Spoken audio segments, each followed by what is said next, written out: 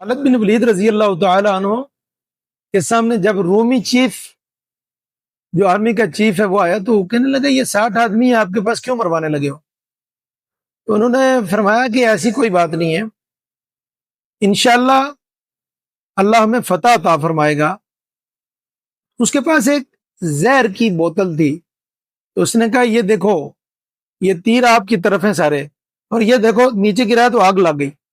تو حضرت خالد بن ولید رضی اللہ عنہ نے فرمایا کہ مجھے دے شیشی، فرمایا اگر یہ پی لو تو پھر کیا بات ہے۔ تو انہوں نے یہ دعا پڑھی، بسم اللہ الذی لا یضر مع اسمہ شیء فی الارض ولا فی السماء وهو السمیع العلیم، اور پی گئے۔ تو اتنا یقین تھا کہ رب العالمین نے انہیں ذرہ برابر بھی نقصان نہیں دیا۔